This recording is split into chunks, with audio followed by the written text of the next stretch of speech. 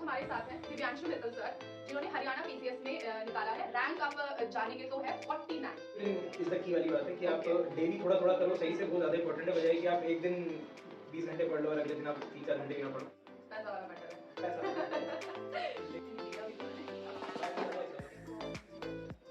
आधा पार्ट इधर तक है, आधा पार्ट क्या कब ले किया होगा ना। हमारे स्कूल में डॉक्टर श्री अब्दुल कलाम सर आए थे हमारे फेलिसिटेशन के लिए, तो उसमें उन्होंने जितने भी बच्चों के 10 CGPA आए थे उन सबको फेलिसिटेट किया। अरे वाह, तो मेरे लिए वो काफ़ी बड़ा अचीवमेंट है। 10 CGPA उतना शायद बड़ा नहीं है, लेकिन उनसे मिलना, उन जैसी हस्ती से मिलना एक बड़ा अचीवमेंट था। नहीं, अगर ये रहेगा तो प्रिपरेशन गई इससे। दोस्तों का उसमें आप बोलो कि मेन रोल है, गर्लफ्रेंड एंड रिलेशनशिप का कोई लेना देना नहीं। वो स्ट्रीट की तरह कि कुछ लोगों को इससे बहुत बेनिफिट भी होता है। वो सेलेक्ट करो पार्टनर जो तुमको लग रहा है कि हाँ तुम्हारी चीजों को पॉजिटिव तरीके से लेगा और तुम्हें सपोर्टिव है तुम्हारे लिए, है ना। फिर आगे का यार मतलब being a girl I know ठीक है, अगर तुमने मना करा है तो भाई तुम तो फिर गए, ठीक है तुम गए हो, अब कोई मेकअप करने के लिए आपका और डबल टाइम चला जाएगा। डिपेंड्स ऑन अस कि हम कपड़ा एक हफ्ते एक ही पहन रहे हैं कि हम 2 हफ्ते भी रात चला दे रहे हैं। हरियाणा में इस बार वैकेंसीज काफी कम थे। हम जब 11th ट्वेल्थ में थे मुझे सच बता रही हूं, मेरे को कोई आइडिया भी नहीं था।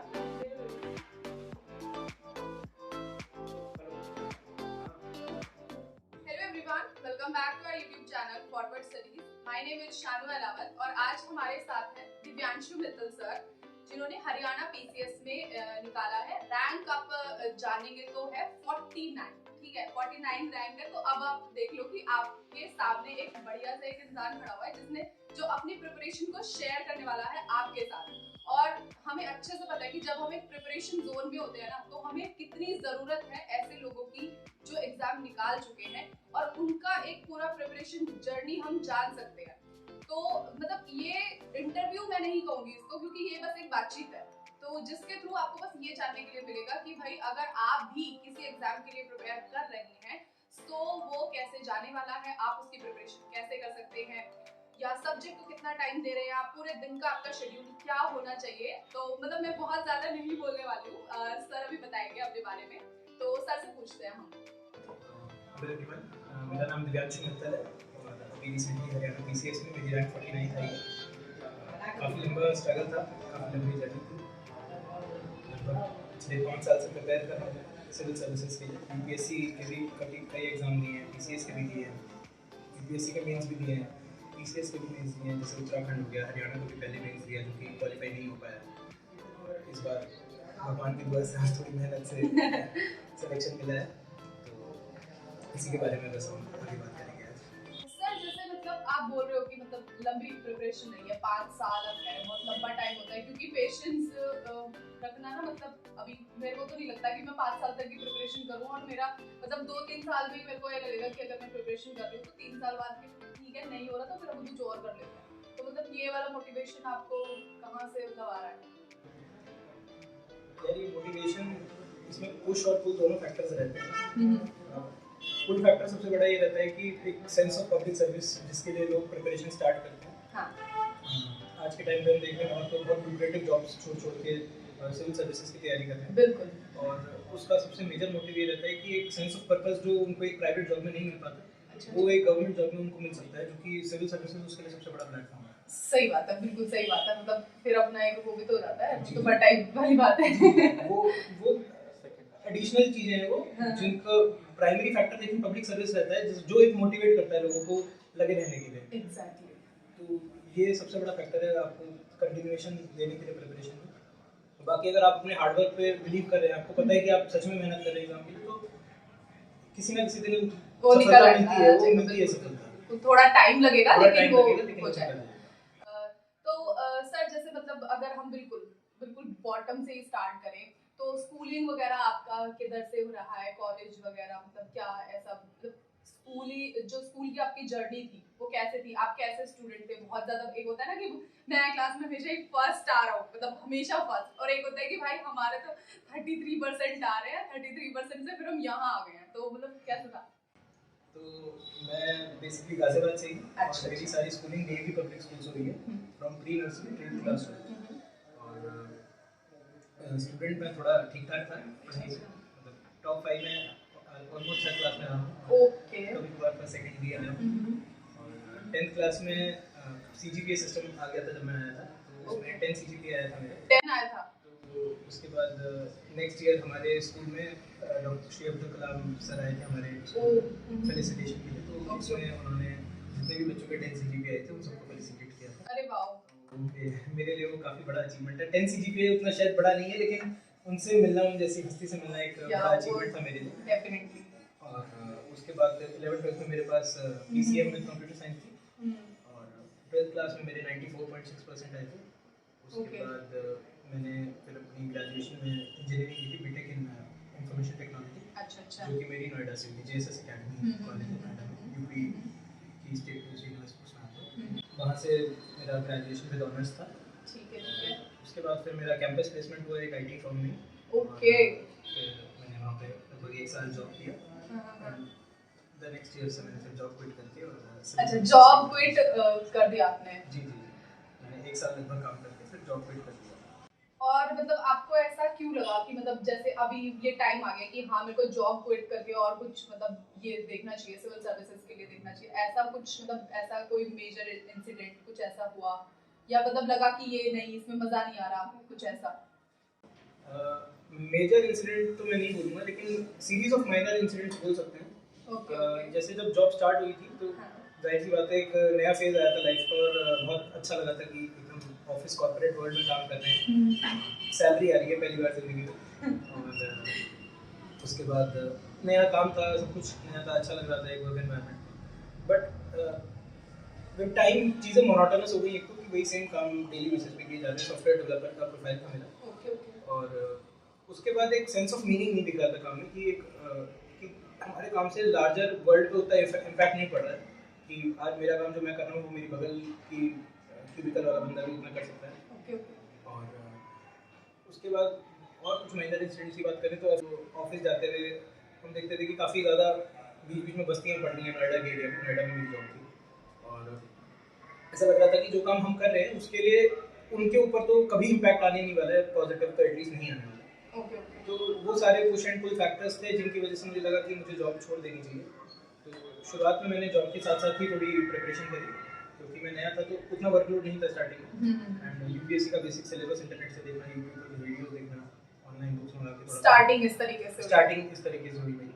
3-4 महीने जॉब के साथ साथ ही पढ़ने से, वीकेंड पे, ऑफिस के बाद, उसके बाद लगा कि हाँ ये चीजें नहीं, मतलब हो जाएगा एक्चुअली, ये नहीं मतलब जॉब के साथ नहीं होगा। हाँ। लेकिन जॉब छोड़ना उसके लिए सबसे बड़ा सही डिसीजन लगा मुझे। अच्छा। कि ये चीज़ ऐसी है कि इंटरेस्टिंग सिलेबस था। 10th के बाद पहली बार सोशल साइंसेस पढ़े थे, तो वो अच्छे इंटरेस्टिंग लग रहे थे। हिस्ट्री, ज्योग्राफी, पॉलिटी, ये सब पढ़ना, करंट अफेयर्स पढ़ना, थोड़ा एक एनलाइटेंड फील होता था वो सब पढ़ के, क्योंकि एक नॉर्मल जॉब में हमें पता ही नहीं है दुनिया में क्या चल रहा है। तो मतलब ये एक इंटरेस्ट की भी बात है ना, जैसे इंटरेस्ट आपको आने लगा तो आप करने लगे। बाकी बच्चे तो मतलब मैंने देखा है कि बहुत सारे एस्पिरेंट्स ऐसे होते हैं कि वो पढ़ना शुरू करते हैं जोश जोश में, है ना, और फिर एकदम ऐसे आ जाता है कि क्या मैं बार बार सेम चीज पढ़ रहा हूँ, कुछ हो नहीं रहा है और बोरिंग लग रहा है। तो ऐसा नहीं आपको फील हुआ खुद था? जैसे कि मैंने बताया प्रिपरेशन 5 साल की थी लगभग, तो ऐसा फील होना बड़ी कॉमन सी बात है, मेरे साथ भी हुआ था काफ़ी। मतलब वही सेट ऑफ बुक्स हैं जो 5 साल से हम सभी लोग पढ़ रहे हैं, जो भी रिपीटेडली पढ़ने हैं, सेम टेक्स्ट को आई थिंक लोगों ने कम से कम 25-30 बार पढ़ा है। तो हाँ बोरियत आती है वो, तो उसको टैकल करना ही एक सोल्यूशन है, और तो कुछ नहीं कर सकते, क्योंकि पढ़ना पड़ेगा, जब तक पढ़ेंगे तब तक निकलेगा नहीं। ये उसके लिए सब्जेक्ट चेंज करो, एक आध सोर्स चेंज कर लो इंटरेस्टिंग बनाने के लिए, बट अदरवाइज मोर और लेस वो बोरिंग को झेलना पड़ेगा। बिल्कुल। तो अभी जैसे आपने बोला कि मतलब मैंने 2-3 मंथ्स जॉब के साथ में ही प्रिपरेशन करी, तो क्या मतलब टाइम शेड्यूल इसमें क्या रहता था? जैसे कि हाँ मैं इतने बजे आ जा रहा हूँ, उसके बाद मैंने फिर इतने घंटे मैंने पढ़ाई को दी, तो वो मतलब क्या रहता था? या उस टाइम मतलब घर से ही अप डाउन कर रहे थे जॉब के लिए, या जो आपकी जॉब प्लेस था उसके आसपास नियर बाय आप रहते थे तो टाइम बच रहा था और फिर आप कर ले रहे थे प्रिपरेशन? तो जॉब के टाइम पे मैं जॉब के प्लेस के पास ही रहता था, और मेरा टाइमिंग कुछ ऐसा रहता था कि मंडे टू फ्राइडे जॉब होती थी, जिसके टाइमिंग कुछ मॉर्निंग 8:30 टू इवनिंग 5:30 होते थे। बाय 6:30 ट्रैफिक वगैरह के बाद मैं अपने प्लेस तक आता था। अराउंड 7-7:30 से मैं पढ़ने बैठ जाता था अपने टाइम, थोड़ा फ्रेश होकर, और अपना रात को 10-11 बजे तक पढ़ाई हो जाती थी उन दिनों जिन दिनों ऑफिस जा रहे होते थे वीकडेज में। वीकेंड्स पे अराउंड 10 से 12 घंटे की पढ़ाई हो जाती थी और सुबह से लेके शाम तक। तो ये कुछ रूटीन रहता था उस टाइम पे। जाहिर सी बात है ऑफिस के टाइम पे जब ऑफिस में है तब तो नहीं टाइम मिलेगा सुबह से लेके शाम तक। हाँ जी हाँ जी बिल्कुल। आने के बाद 4 से 4.5 घंटे पढ़ाई हो जाती थी वीकडेज में। ऑफिस से आने के बाद तो पहले दिमाग को भी बताना है ना कि हाँ आप वहाँ से निकल के आ गए हो और अभी मेरा दिमाग जो है थोड़ा फ्री है, अब इसको थोड़ा सा लगाते हैं पढ़ाई में। तो ठीक है, मतलब आपकी उस समय मतलब क्या मतलब एज क्या चल रही थी उस टाइम पे? मेरी जॉब 22 की एज में लगी थी। तो जैसे आप बोल रहे हो कि 22 से 23 बड़ा ही मतलब यंग एज के लिए क्रूशियल टाइम होता है वो, तो उसमें जैसे रिलेशनशिप्स हो गए या भाई चीजें, अभी देखो अगर लड़का सेटल है तो फिर सीधा शादी वाली बातें आने लगती हैं कि ठीक है चलो अब रिश्ते आ रहे हैं और हम शादी करेंगे, ऐसे होता है। तो ऐसे ही लगा कि मतलब घर वाले का, जैसे हमारी फैमिलीज होती है, किसी किसी की फैमिलीज होती है कि बहुत सपोर्टिव होती है, तो मतलब ठीक है तुम जो भी कर रहे हो सही सही है, जा रहा है सही। किसी किसी की होती है कि चलो ठीक है तुमने कॉर्पोरेट सेक्टर अभी कोई भी चूज कर लिया है और भाई आ तो रहा है मंथ का, अब ठीक है तो अब भाई शादी वादी के बारे में सोच लो, तो ऐसा कुछ। एज इतनी कम थी उस टाइम पे 22-23 की। शादी वाली बात तो खैर बिल्कुल भी कोई सोचने दिमाग में भी नहीं थी। अच्छा, दूर दूर तक उसका कोई स्कोप नहीं था। और बड़ा कॉर्पोरेट लाइफ थी तो स्टार्टिंग में जब तक मैंने प्रिपरेशन स्टार्ट नहीं किया था तो 3-4 महीने काफ़ी पार्टीज वगैरह होती थी, ऑफिस की पार्टीज होती हैं, फ्रेंड्स आपस में मिलते हैं पार्टी में, तो वो सब होता था। और फिर जब मैंने प्रिपरेशन स्टार्ट कर दी ऑब्वियसली फैमिली को पता था, तो जो है फैमिली ने काफ़ी सपोर्ट किया मुझे उसमें। और इवन जब मैंने रेजिग्नेशन का भी सोचा तो तब भी फैमिली फुल सपोर्ट में थी कि हाँ तुम्हें लगता है कि तुम कर सकते हो तो कोई इशू नहीं है, जॉब छोड़ दो। तो फैमिली का सपोर्ट आई थिंक पूरे एंटायर जर्नी में रहा है, कभी उनके सपोर्ट में कमी नहीं आई है और एक वो बहुत बड़ा रीज़न है कि बिल्कुल मेरे को सिलेक्शन मिल पाया। तो मतलब चलो ठीक है फैमिली का सही है, अब आपने बोला कि शादी वादी का कुछ नहीं था, तो गर्लफ्रेंड वाला सीन भी मतलब नहीं था, कोई सीन नहीं था। तो मतलब आपका ये था कि मेरे पास कुछ भी नहीं है ऐसा, कि हाँ ऐसा वैसे होता नहीं है, ये एक एज है जिसमें हर कोई मतलब एक शॉर्ट टाइम ऑफ पीरियड के लिए तो इन चीजों में निकल ही जाता है कि चलो ठीक है, या फिर ऐसा है कि ठीक है मतलब देखी जाएगी जो है, या फिर सामने वाला पार्टनर ऐसा हो या तो तुम्हें सपोर्ट कर रहा है, या फिर ऐसा है कि तुम्हें लग रहा है कि भाई नहीं नहीं इसके अगर ये रहेगा तो प्रिपरेशन गई तेल लेने, तो मतलब होता ऐसा है, बिल्कुल है ऐसा ये अभी के टाइम में तो बहुत ज्यादा है, जैसे अभी हम और लोगों को भी देखते हैं ना, तो उनके ऐसे होता है कि मेरी गर्लफ्रेंड ने मुझे बहुत सपोर्ट किया या मेरे बॉयफ्रेंड ने मुझे बहुत सपोर्ट किया, फिर तो लॉन्ग टर्म जर्नी हो जाती है वो, तो मतलब ऐसा कुछ ये हेल्प करेगा ना मतलब एस्पिरेंट्स को कि अच्छा अगर आप एक रिलेशनशिप में हैं तो कैसे मैनेज कर सकते हैं, क्योंकि भाई टाइम मैनेजमेंट है ना पार्टनर के साथ में बड़ी तगड़ी होनी चाहिए, तभी जाके तुम एक पॉजिटिव मतलब रास्ते पे जा रहे हो तो वो सक्सेसफुल रह सकते हो, ठीक है। ऑफिस के टाइम पे मेरा काफ़ी बड़ा फ्रेंड सर्कल था, वहाँ पे हमारी करीब 50 लोगों की एक साथ ट्रेनिंग हुई थी, सब काफ़ी अच्छे फ्रेंड्स बन गए थे। और जब मेरी प्रिपरेशन मैंने स्टार्ट करी तो जाहिर सी बात है मेरे फ्रेंड्स को पता था, तो वो लोग बहुत सपोर्ट करते थे।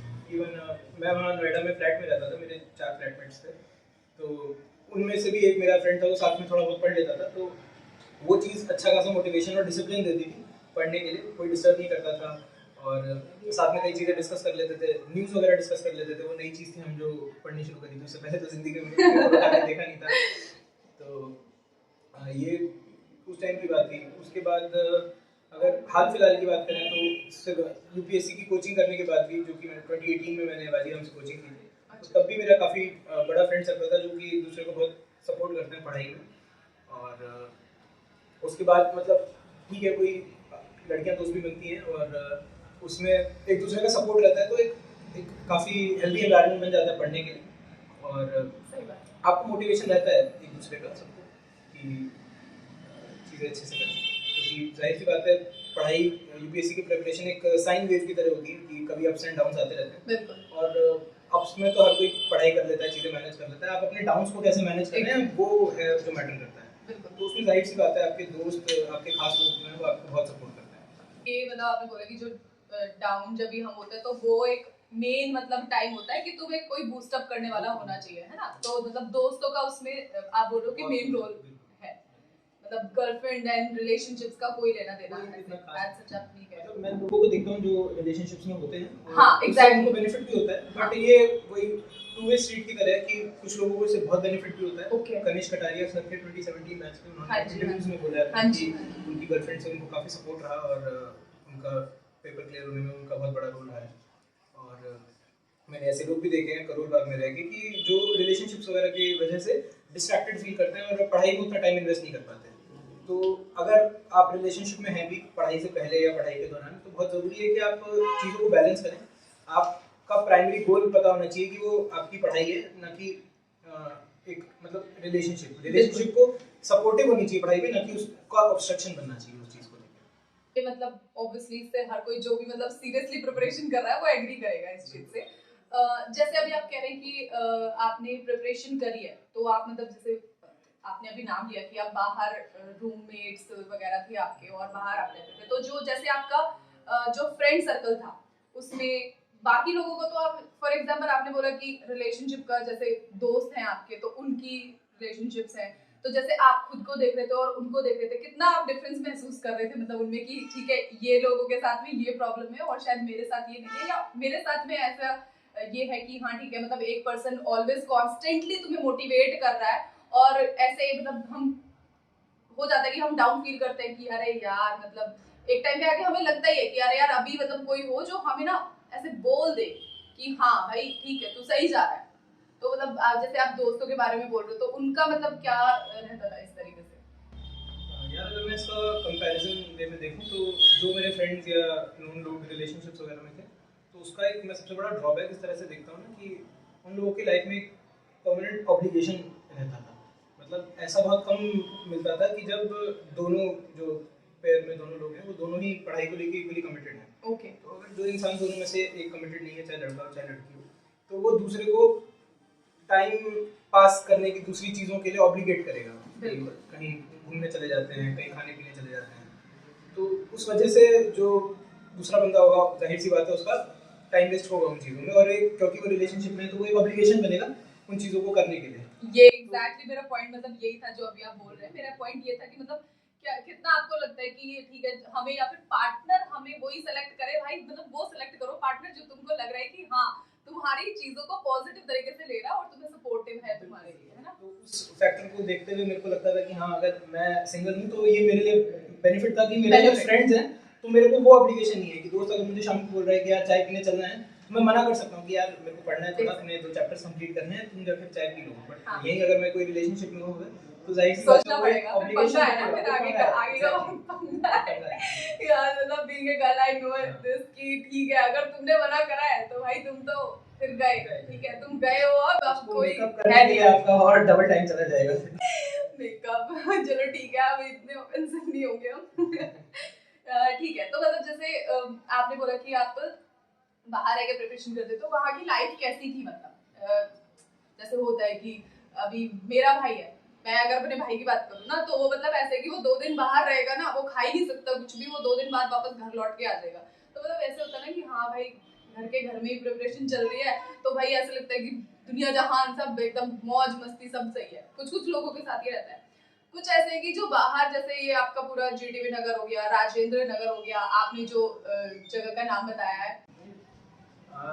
मैंने स्टार्टिंग में लगभग 4 साल तो घर से ही प्रिपरेशन किए। तो मैं शालीमार गार्डन गाजियाबाद में रहता था जी, और घर से वॉक डिस्टेंस पे लाइब्रेरी, वहाँ पे और लोग भी आते थे जो सिविल सर्विसेज की प्रिपरेशन करते थे जी। तो 4 साल काफ़ी अच्छे से प्रिपरेशन हुई है यहाँ पे। घर पे रहने के अपने फ़ायदे थे कि आपको घर की चीज़ों को लेके कुछ सोचना नहीं है, जाओगे खाना मिलेगा, कपड़े धुले धुलाए मिलेंगे, घर साफ मिलेगा। तो लेकिन ड्रॉबैक्स थोड़े होते थे कि आप घर पे रह रहे हो तो घर के अपने ऑब्लिगेशंस आ जाते हैं कि कब घर पे गेस्ट आ रहे हैं तो आपको इन्वॉल्व होना पड़ेगा। घर में किसी की हेल्थ ठीक नहीं है तो भी इन्वॉल्वमेंट रहेगा आपका। और इवन घर पे रह के आप खुद थोड़े से शायद आलसी भी हो जाएंगे कि ठीक है सुबह आराम से उठ रहे हैं, धीरे धीरे काम कर रहे हैं, लंच करने आ रहे हैं तो आलस में शेड्यूल थोड़ा डगमगा जाता है। रात को घर टाइम से आना है, घर वाले 9-10 बजे सो जाते हैं तो आपको लाइब्रेरी से डेडलाइंस होती है, आपको टाइम से घर आना होगा। और दूसरी चीज़ की जो मेन यूपीएससी के हब्स हैं मुखर्जी नगर हो गया, ओल्ड अर्जुन नगर हो गया, आप वहाँ से दूर है काफ़ी, तो टेस्ट वगैरह लिखने हैं आपको या और कोई गाइडेंस के लिए जाना है तो वो थोड़ा डिस्टेंस हो जाता है आपको जाने। तो ये घर पे रहने के कुछ फायदे नुकसान थे। फिर 4 साल के घर से प्रिपरेशन के बाद मैंने फिर शिफ्ट किया ओल्ड अर्जुन नगर और वहाँ पे मैं करीब 2 साल रहा हूँ। वहाँ की लाइफ के फ़ायदे नुकसानों की बात करें तो वहाँ पे सबसे बड़ा फ़ायदा यह है कि सारे बच्चे वहाँ पे सिविल सर्विसेज की तैयारी करने वाले हैं। अगर मैं घर के पास की लाइब्रेरी की बात करूँ तो वहाँ पे एक बंच ऑफ मिक्सचर है अलग अलग लोग तैयारी के लोगों का। आपकी बैंक की तैयारी कर रहा है, कोई SSC की तैयारी कर रहा है, कोई IIT की, कोई PG की, अलग अलग तरह के लोग हैं। तो लेकिन ओल्ड राजेंद्र नगर में सारे ही बच्चे जो है एक चीज़ की तैयारी करते हुए होते हैं। आपको सीनियर्स जूनियर्स मिलते हैं जो आपको बहुत अच्छा गाइड कर सकते हैं। कि जैसे कि मैं किसी बैकग्राउंड से नहीं आता हूँ, मेरे घर में कोई गवर्नमेंट जॉब में भी नहीं है। Okay. Letter on civil services. वहाँ जाके आपको गाइडेंस मिलती है कि क्या प्रिपेयर करना चाहिए, क्या नहीं पढ़ना है, क्या पढ़ना है, कहाँ से पढ़ना है, कौन से एग्जाम्स देने हैं। तो ये कुछ फ़ायदे थे वहाँ जाने के। वहाँ लाइब्रेरीज जो है वो 24 घंटे खुलती हैं। तो आपको रात को 12 बजे तक भी पढ़ना है, 1 बजे तक भी पढ़ना है, आप वहाँ पढ़ सकते हैं। तो मतलब जैसे आप कह रहे हो कि लाइब्रेरीज वगैरह हैं, तो मतलब आपने आप रूम लेके रहते थे, ठीक है, जो भी है, मतलब आप अकोमोडेशन में, तो उसमें आपने अलग से लाइब्रेरी ज्वाइन किया हुआ था, या मतलब पूरे दिन का आपका शेड्यूल क्या रहता था? आपके टोटल मतलब आप कितना घंटा दे रहे थे अपनी पढ़ाई को? फॉरेन में क्योंकि सारा काम खुद से ही करना रहता है, तो वहाँ पे मेरे पास अपना एक सिंगल रूम था, और वहाँ पे खाने के लिए मैं मेस में जाता था। मेस में लंच डिनर ब्रेकफास्ट के लिए, और कपड़े वपड़े सब खुद ही धोने होते थे वीक में एक बार। तो रूम की सफाई के लिए मैं आती थी। तो डिपेंड्स ऑन अस कि हम कपड़ा एक हफ्ते एक ही पहन रहे हैं कि हम 2 हफ्ते भी चला दे रहे हैं उसको, वो एक अलग चीज़ है। तो ये था कि हाँ थोड़े बहुत ही काम जरूर थे, लेकिन इसके अलावा टाइम काफ़ी बचता था फिर भी पढ़ाई के लिए। ओके। तो वहाँ पे मैंने लाइब्रेरी लगा रखी थी, क्योंकि मेरा अपना पर्सनल रीज़न ये था कि मैं रूम में थोड़ा आलसी हो जाता हूँ। थोड़ी देर पढ़ा, फिर लगा अच्छा बैक पेन हो रहा है, फिर आराम कर लिया। बट लाइब्रेरी में वो थोड़ा एक ऑब्लिगेशन रह जाता है कि नहीं बैठ के वो दूसरों को देख के भी मोटिवेशन आ जाता है कि अरे इतनी देर से बैठा हुआ है, पढ़ ही रहा है, पढ़े ही जा रहा है, पढ़े ही जा रहा है, मतलब हम क्या कर रहे हैं। तो वहाँ मेरा रूटीन कुछ ऐसा रहता था कि मेरी कोशिश रहती थी 7 से 8 बजे सुबह लाइब्रेरी पहुँचने की। और फिर अपना ब्रेकफास्ट, लंच और डिनर में लाइब्रेरी से ही जाता था, मैं रूम पे नहीं जाता था बीच में। और उसके बाद रात को करीब 11 बजे तक वापस रूम पे आके तो करीब 10 से 12 घंटे का मेरा शेड्यूल रहता था पढ़ने का आपका पूरा। ये शेड्यूल एग्जाम से पहले थोड़ा ज़्यादा परमानेंट होता था। एग्जाम से 2-3 महीने पहले। बाकी ईयर ऑन की बात करें तो थोड़ा मॉर्निंग में वो 7 का 9 बज जाता था। तो ठीक है, मतलब हाँ थोड़ा सा फ्लक्चुएशन रहती है। अच्छा, तो अभी जैसे आप बोल रहे हो कि मैं 8 से 10 मतलब 10-12 घंटे का आपको रखना पड़ेगा, क्योंकि आप अगर 10-12 घंटे लेके चल रहे हो तो ऐसा बिल्कुल जरूरी नहीं है कि आप 10-12 घंटे ही पढ़ रहे हो। अगर आपने 10 घंटे बोला, इट मीन्स कि आप 8 घंटे उसमें से बिल्कुल पढ़ रहे हो, और 2 घंटे यार मतलब होता है इधर उधर आपका निकलेगा 2 घंटे, है ना। तो बेसिकली यही पॉइंट है कि अगर आप 12 घंटे का एक टारगेट लेके चल रहे हो तो फिर आपको एक मतलब अच्छी खासी स्टडी टाइम आप निकाल सकते हो, है ना।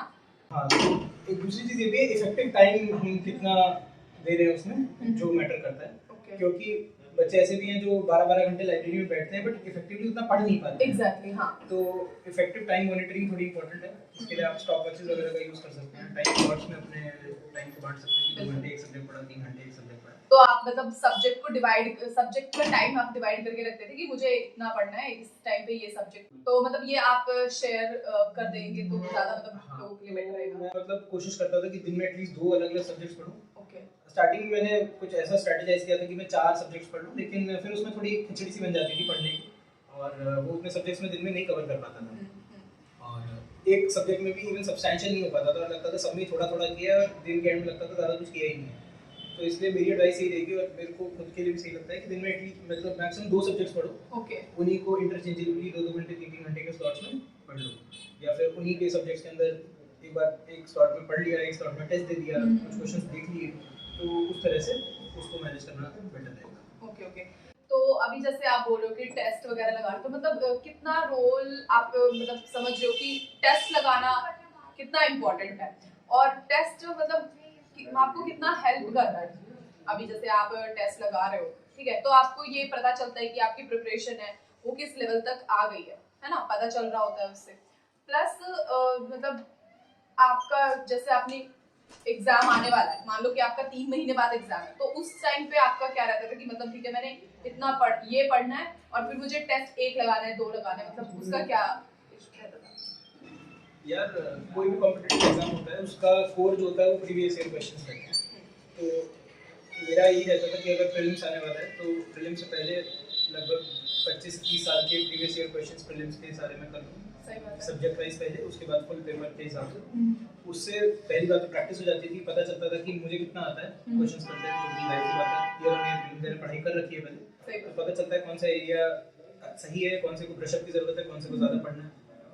फिर उसके बाद दूसरा फायदा ये होता था कि पता चलता था यूपीएससी या जो एग्जाम है वो कौन से एरिया को इंपॉर्टेंस दे रहा है। हर एरिया को इतने इंपॉर्टेंट नहीं होता, सबको बराबर पढ़ना नहीं होता। बिल्कुल बिल्कुल। तो प्रीवियस ईयर करने के बाद फिर मैं अपने सिलेबस को रिवाइज करता था, उसको कोशिश करता था जल्दी से जल्दी रिवाइज हो, और फिर उसके अकॉर्डिंगली फिर मैं जो सब्जेक्ट पढ़ रहा हूँ उसी सब्जेक्ट का कोचिंग का टेस्ट देता था मार्केट से लाके। विजन आईएएस का टेस्ट हो गया, फोरम आईएएस का टेस्ट हो गया, एंड दे आर हेल्पफुल, मतलब they are very helpful, they are helpful in revising and recalling things। बिल्कुल। अभी जैसे आपने जो अभी जो एग्जाम निकाला है जिसमें आपका रैंक 49 है, ठीक है, 49 रैंक अपने आप में मतलब अब बड़ी बात है। वैसे तो आपके लिए एग्जाम निकालना ही देखो एक बड़ी बात हो जाती है, बट स्टिल क्योंकि हमारी प्रिपरेशन एक उस लेवल की है कि हम मतलब एक ऐसी रैंक पे भी आ रहे हैं कि जो बहुत ज्यादा मतलब एक हाइप बना सकता है ना हमारी कि भाई हाँ ठीक है। जैसे अगर हम देखते हैं तो रैंक का ना मतलब बड़ा वो रहता है। जैसे तो अभी आप 49 रैंक पे अगर आप सिलेक्शन लिया है आपने, तो मतलब आप इस जॉब को थोड़ा सा इलैबोरेट करेंगे कि मतलब इसमें आपको यही जॉब लेनी थी, या अभी जैसे हाँ मैंने ये ले लिया लेकिन मुझे आगे जो है कंटिन्यू रखना है। हरियाणा में इस बार वैकेंसीज काफी कम थे। और उसके अंदर भी अलग अलग पोस्ट में जो आपके लुक्रेटिव पोस्ट रहते हैं, जैसे एसडीएम की पोस्ट रहती है, तहसीलदार की पोस्ट रहती है, एक्साइज टैक्सेशन ऑफिसर की रहती है, इनकी वैकेंसीज काफी कम थे। एसडीएम की मैं बात करूं तो एसडीएम की जनरल के लिए केवल 5 सीट्स थी। वहीं पे लास्ट ईयर वाले एग्जाम में 43 के करीब सीट्स थी एसडीएम की। तो कम वैकेंसीज की वजह से जो है मेरे को जो पोस्ट मिली है वो नायब तहसीलदार की मिली है, एग्जीक्यूटिव मजिस्ट्रेट बोलते हैं इंग्लिश में। और तो मतलब अच्छी जॉब है, नो डाउट। इसके अंदर ये रेवेन्यू डिपार्टमेंट के अंदर आता है एग्जीक्यूटिव मजिस्ट्रेट, इसमें आपको तहसील के अंदर के आपके लीगल मैटर्स भी और तहसील के अंदर के आपके रजिस्ट्री और एग्जीक्यूटिव मैटर्स में दोनों में इन्वॉल्व रहना पड़ता है। पैसा वाला मैटर है, पैसा वाला मैटर लेकिन पैसा वाला मैटर तो मतलब लेकिन पीसीएस की बात करें तो सबके लिए ड्रीम जॉब पीसीएस में एसडीएम की ही होती है। बिल्कुल बिल्कुल बिल्कुल। तो अभी जॉब मिली है, बहुत अच्छी है, वो भी उसमें मैं पूरी तरह से इन्वॉल्व रहूंगा, लेकिन आगे मैं एसडीएम के लिए भी पूरा ट्राई करता रहूंगा। तो हरियाणा पीसीएस से भी मेन मतलब बेसिकली आपका मेन गोल आगे है अभी। हाँ बिल्कुल, मेन गोल पीसीएस से मैं बात करूं तो मेन गोल एसडीएम ही है। और मैं यूपीएससी भी अभी दे रहा हूं साथ साथ। अभी हाल ही में मैंने यूपीएससी का मेंस दिया था जी, तो यूपीएससी से भी उम्मीदें हैं कि उसमें सिलेक्शन अगर हो जाए तो उसमें कोई अच्छी जॉब मिले। और अभी इस साल फरवरी में मैंने उत्तराखंड का भी मेंस दिया था। ओ ग्रेट, तो उसका भी रिजल्ट अवेटेड है, तो उससे भी थोड़ी उम्मीदें लगाई हुई हैं। बिल्कुल सही बात है, नहीं अच्छी बात है। मतलब ठीक है, तो हम है ना मतलब आप देख लो कि आप मैं भाई मतलब मैं तो अपने आप को लकी फील कर रही हूँ कि मैं सर के साथ में इतनी बातचीत कर पा रही हूँ, क्योंकि आने वाले टाइम में तो सर कहीं और दिखाई हमें देंगे, मतलब किसी ऐसे इंटरव्यूज में दिखाई दे रहे होंगे, बट वी आर लकी कि हमने सर को मतलब ले आए पकड़ के ऐसे करके।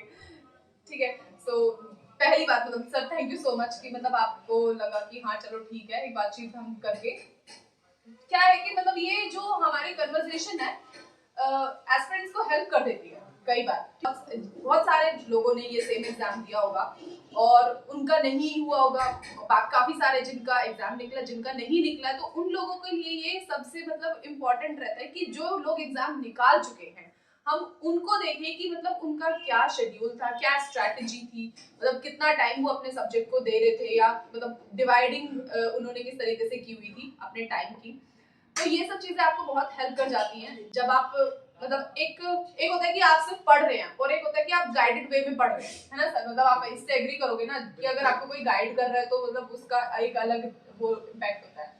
मुझे लगता है सिविल सर्विसेज एग्जाम का कोर जो है वो गाइडेंस है जी। पढ़ाई बहुत लोग करते हैं, मेहनत बहुत लोग करते हैं। हमने भी 4 साल मेहनत की है, यहाँ घर से तैयारी की है और मेरे दोस्तों ने भी सबने बहुत मेहनत की है। लेकिन जब हम जैसे मेरे केस में अगर मैं और राजेंद्र नगर गया तो वहाँ जाके मुझे थोड़ा गाइडेंस मिली लोगों से, सीनियर्स से, अपने साथ के दोस्तों से, टीचर्स से, तो पता चला कि क्या चीज़ें पढ़नी है और सबसे इम्पोर्टेंट क्या चीज़ें नहीं पढ़नी है जी। हाँ, मतलब ये बहुत इम्पोर्टेंट है कि हमें ये बताओ कि क्या हमें नहीं पढ़ना है, किस डायरेक्शन में तैयारी करनी है, एग्जाम में क्वेश्चंस कैसे अटेम्प्ट करने हैं, पेपर कैसे पूरा करना है। मेंस के पेपर में आपको एक एग्जाम में 4000 वर्ड लिखने होते हैं और ऐसे 9 एग्जाम होते हैं। ओके, तो कैसे पेपर पूरा करना है, सही कंटेंट लिखना है, टाइमली सारी चीज़ें रिकॉल करनी है। तो एग्जाम का कोर गाइडेंस ही है।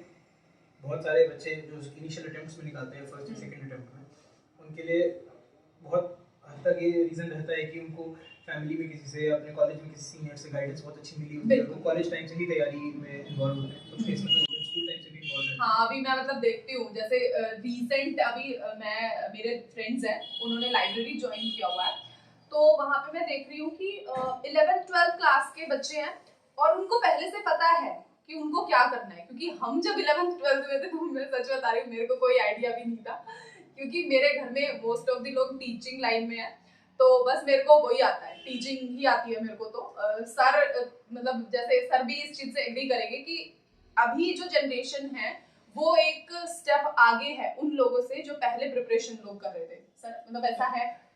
बिल्कुल। एक्चुअली सोशल मीडिया का जो बूम पिछले 7-8 साल में आया है, उसकी वजह से अवेयरनेस बहुत बढ़ गई है लोगों के अंदर। और अगर मैं पर्टिकुलरली सिविल सर्विसेज की बात करूं तो इतने शॉर्ट्स और इतने वीडियोस आजकल वायरल हो रहे हैं सिविल सर्विसेज को लेके, इतने मूवीज बन रहे हैं, हाइप भी काफी हो गया है ना? हाइप भी काफी हो गया है, इतने मूवीज एंड सीरीज बन रहे हैं, आपके एस्पिरेंट्स 1, एस्पिरेंट्स 2, 12th फेल, तो ये रोल मॉडल की तरह काम कर रहे हैं लोगों के, ऐसे बूस्ट अप कर दे रहा है, बूस्ट अप कर रहे हैं लोगों को। और जो सिलेक्टेड लोग हो रहे हैं वो इतने वायरल हो रहे हैं सोशल मीडिया पे कि लोगों को एक रियलिस्टिक लगता है कि सिविल सर्विसेज अचीव किया जा सकता है पहले। तो सर मतलब जैसे आपने बोला कि आपने कोचिंग भी मतलब लिया, कोचिंग किया है आपने, तो मतलब कोचिंग का आपके एग्जाम प्रिपरेशन में क्या रोल रहा है? पहले एक सीक्वेंस बताता हूँ कोचिंग का। 2018 में मैंने गाजीराम से अपने जनरल स्टडीज की और ऑप्शनल सोशियोलॉजी जो है मेरा, दोनों की कोचिंग की थी। उसके बाद फिर मैंने नेक्स्ट ईयर जो मेरा प्रीलिम्स नहीं हुआ था, तो मैंने नेक्स्ट ईयर फोरम आई से टेस्ट सीरीज ज्वाइन की थी मेंस। और ऑप्शनल के लिए मैंने विकास रंजन सर के आईएएस पे ऑप्शनल की टेस्ट सीरीज ज्वाइन की। तो ये ओवरऑल मेरा कोचिंग्स का ब्यौरा है। लेकिन मैं इनके रोल की बात करूँ तो मुझे लगता है कि जो फाउंडेशन कोर्सेज रहते हैं आपके, जैसे बाजीराम हो गया, फोरम कराने के साथ, वो पॉजिटिवली की बजाय नेगेटिवली आपको काफ़ी अफेक्ट करता है। सबसे पहली चीज़ तो कोचिंग वाले सिलेबस बनानी है। सबसे पहली बहुत सारे इंपॉर्टेंट एस्पेक्ट्स होते हैं जिसके बारे में न्यू कमर्स होते हैं उनको नहीं आइडिया होता है। इवन बहुत बच्चों को यूपीएससी का सिलेबस तक नहीं पता होता जब कोचिंग खत्म हो जाती है उसके बाद तक।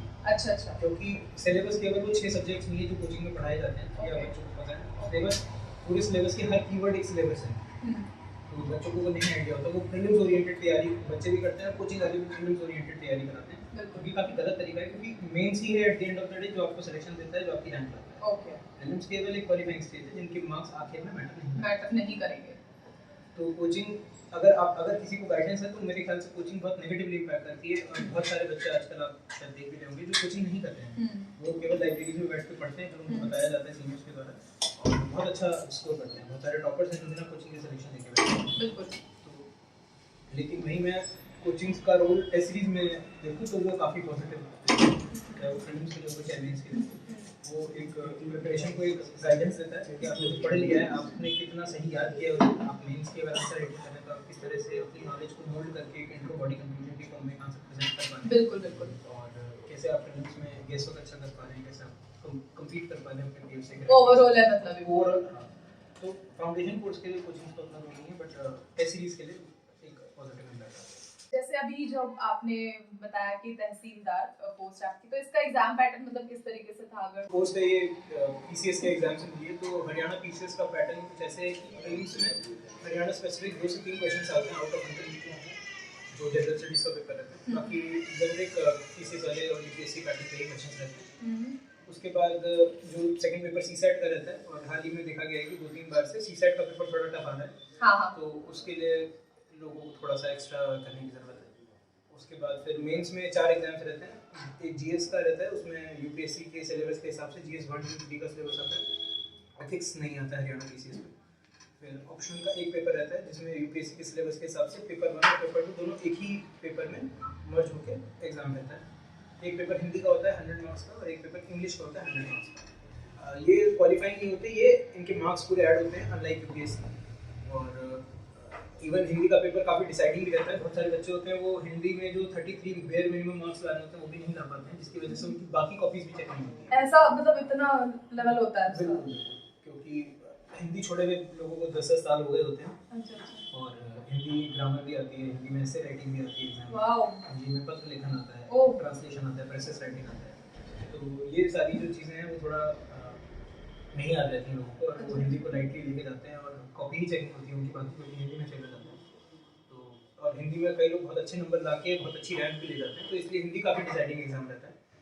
और इंग्लिश थोड़ी ईजी रहती है, अगर आप इंग्लिश मीडियम से हैं, आपने तैयारी ओरल इंग्लिश में करी है, तो इंग्लिश में आप आराम से एक अबव एवरेज मार्क्स ला सकते हैं बिना किसी खास तरह। And you are if you are मतलब from हिंदी मीडियम की तो इंग्लिश में कर लेगा स्कोर। हाँ तब भी कर लेंगे, क्योंकि इतनी इंग्लिश उन्होंने पढ़ी होगी एग्जाम के लिए। ओके। यूपीएससी में भी ऐसे वगैरह लिखना रहता है और ओरल जो कंटेंट पढ़ते हैं न्यूज़पेपर पढ़ते हैं, तो इतनी इंग्लिश सबकी डेवलप रहती है। बिल्कुल। थोड़ा है कि अगर वो एसए की तैयारी, अगर वो हिंदी मीडियम से हैं तो वो थोड़ा एसए की इंग्लिश में तैयारी थोड़ी अच्छे से कर सकते हैं, क्योंकि वो 30 मार्क्स आता है आउट ऑफ 100, तो उसके ऊपर थोड़ा काम कर सकते हैं। बाकी ये ओवरऑल का मेंस का पैटर्न रहता है यहाँ का। तो 600 मार्क्स का मेंस होता है, 200 का जीएस, 200 का जो ऑप्शनल आपका, और 100 के आपके लैंग्वेज सब्जेक्ट्स। उसके बाद इंटरव्यू रहता है 75 मार्क्स का, और बस फाइनल स्टेज में मार्क्स मर्ज होकर आपकी तरफ आएगा। बस फिर रैंक आएगी तुम्हारी 49। ये पैटर्न रहता है। So now we are ending this video. मतलब आपको at the end कुछ ऐसा है कि पूरे होता है ना, moral of the story is this. मेरे ख्याल से डिसिप्लिन इज द की वाली बात है कि आप डेली थोड़ा थोड़ा करो सही से, वो ज़्यादा इंपॉर्टेंट है, बजाय कि आप एक दिन 20 घंटे पढ़ लो और अगले दिन आप 3-4 घंटे भी ना पढ़ो। तो डेली 8 घंटे भी पढ़ना इज बेटर देन आप उसको सही तरीके से ना पढ़ो। तो डिसिप्लिन में है और एक गाइडेंस ठीक जगह से लें, टॉपर टॉक्स वगैरह सुने, उससे आपको हेल्प मिलेगी, स्ट्रेटजाइज करने में आसानी होगी, और बस बाकी हम मानते हैं। ठीक है। So आपने देख लिया है कि मतलब सर ने अपनी जो भी प्रिपरेशन जर्नी थी वो आप लोगों के साथ में शेयर किया है। बाकी अगर बहुत सारे लोग ऐसे होंगे जो वीडियो देख रहे हैं, और ऐसा बहुत बार होता है कि हमने एक बातचीत की है, हो सकता है कि हमने ऐसा कोई एस्पेक्ट छोड़ दिया हो जो आप पूछना चाहते हो, या ऐसा कोई क्वेश्चन जो हमने मिस कर दिया हो, तो सर की हम इंस्टाग्राम आईडी वगैरह या जो जैसे भी आप सर को कांटेक्ट कर सकते हैं, उसका एक मीडियम हम नीचे डिस्क्रिप्शन बॉक्स में डालेंगे। If you have any question तो आप सर से पूछ सकते हैं। सर आप मतलब जवाब तो देंगे ना? वो बिल्कुल फील करते हैं, दुख दर्द पीड़ा सब फील की जाती है। ठीक है, तो ये सर के साथ एक बातचीत थी, हमारी सेशन था। आने वाले टाइम में और भी ऐसे सेशंस हम रखेंगे, so stay connected for more videos, and this is for today. So thank you so much sir. ठीक है एवरीवन, आप लोग बहुत अच्छे से पढ़ाई करें और ऐसी और अच्छी वीडियोस के लिए like share and subscribe to forward studies. Thank you. Okay, thank you, bye.